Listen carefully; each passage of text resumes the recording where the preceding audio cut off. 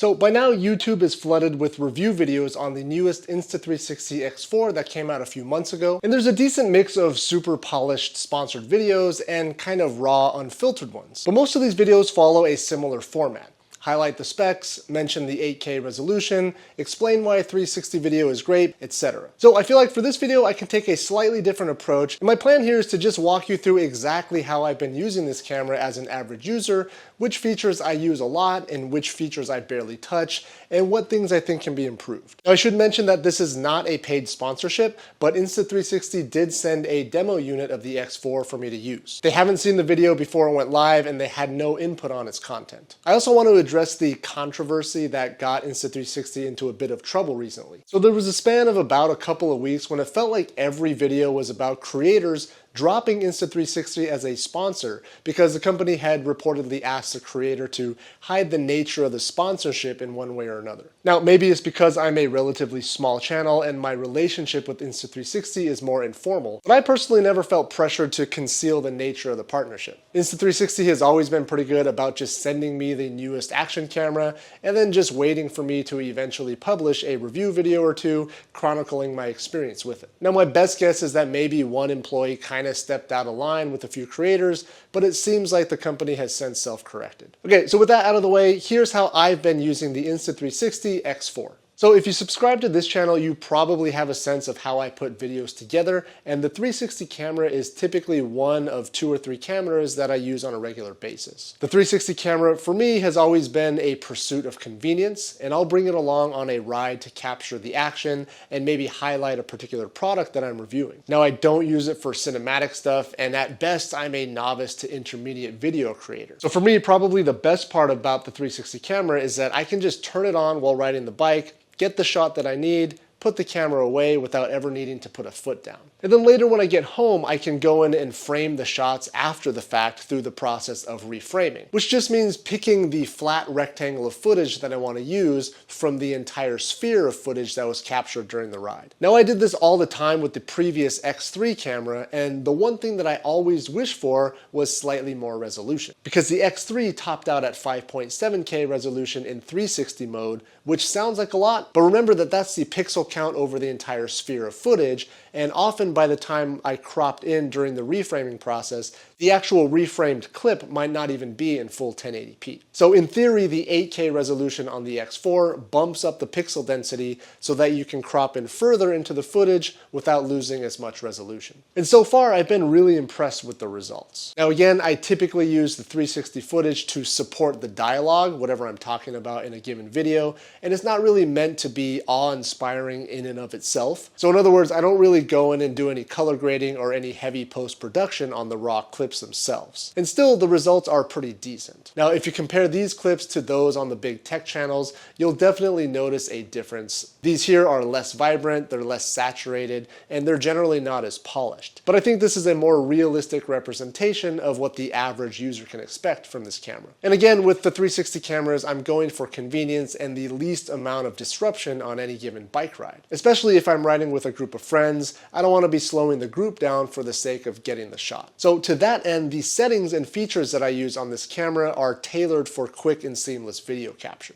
Now, I always have the camera in 8K at 24 frames per second. I also use the standard color profile and pretty much auto settings everywhere else. Essentially, I use it how it came out of the box. Now, the one thing that I did notice, however, is that a lot of shots in this configuration were just super blown out and overexposed. Now, I'm not entirely sure why, and maybe it'll be addressed in a future firmware update, but the one setting that I did change was the exposure compensation, or EV, which I generally keep at around -0.7, which has helped to keep the highlights from blowing out. Also, in the name of convenience, I always use the quick capture feature, which most action cameras have these days. But I like this feature because from the off position, you can just hit the record button and then the camera will turn on and start recording until you hit the record button again, at which point the camera will stop recording and shut itself off. You can configure the exact settings to use upon each quick capture, so even if you have previously changed some of the settings, the next time you use quick capture, it'll revert to the user specified settings. Now, this is maybe the feature that I use the most, and unfortunately it's paired with perhaps my least favorite feature on the camera,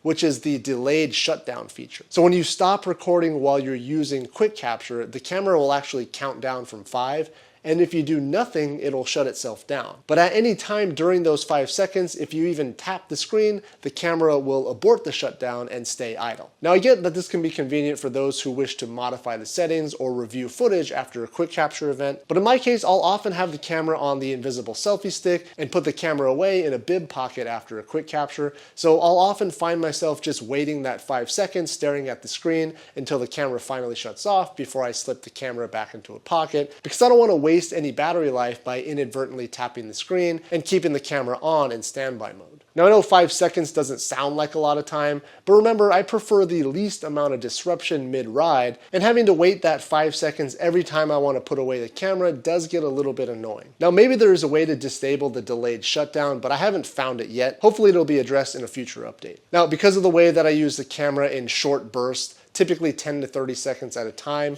the battery life is plenty sufficient for a full day of riding. Even on the older X3, I never felt the need to carry an extra battery with me, as it would typically last a full day of whatever activity I was capturing. Now I will also occasionally do longer clips, 5 to 8 minutes at a time, if I have the camera chest mounted on, say, a long descent on a mountain bike, and even then with several of those clips stacked up over the course of the day, the battery on this X4 just seems to last forever. Now the X4 does have a larger battery to support the 8K resolution, but nonetheless I've been impressed with the battery life overall. Now this actually might be a good time for a quick and shameless plug. The new X4 works perfectly with our horizontal mount that we originally designed for the X3. Now the idea here is that for certain mounts like the chest mount or the helmet mount in particular, the standard way of mounting the camera can be pretty awkward. The elongated nature of the camera can get in the way, and because the center of mass is further away from the mounting point, it can even lead to less stable footage. So since the X3 came out, we've been selling the horizontal mount in our online shop, and we're happy to report that because we use a slotted mount for the thumb screw, the X4 fits just as well as the X3, despite the slight discrepancy in size. And the result is a more compact setup that holds the camera closer to the body for more stable footage. They're 3D printed from ABS plastic, and we sell them for $10. The link is down in the description if you want more information. Okay, so as far as features go, again, I barely use any on a regular basis, but I do like the idea of the replaceable lens guards. Now on the X3 you could get these semi-spherical protectors, but you basically just stuck them on with double stick tape. The X4 improves upon that concept by now making them rotate and click into place. Now you can use the basic plastic guards that come with the camera or the more premium tempered glass guards,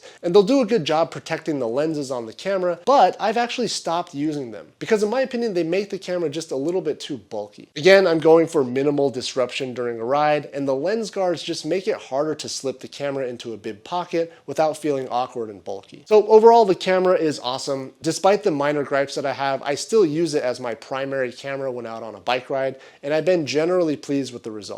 I really like the ability to reframe in 16:9 for your typical YouTube video clip, and then reuse the same footage but reframe in a vertical 9:16 for social media without losing any resolution. Both the desktop and the mobile apps are really refined and intuitive to use. Now if you're on the fence about getting the camera because you'll have to learn a whole new thing, don't be turned off too quickly. It is an extra step between recording and having a usable clip, but again you do skip the step during the ride when you have to line up the shot. Now if there's one thing I wish Insta360 would incorporate into the desktop app specifically, it would be some kind of current resolution indicator on the reframing screen. Now what I mean by this is sometimes I'm unsure how far I can crop into the 360 footage before the clip looks too low res to use. Now it would be really nice if there could be some kind of approximate resolution shown on the screen for any given frame in the app. For instance, if I'm way zoomed out like this, the resolution will be really good.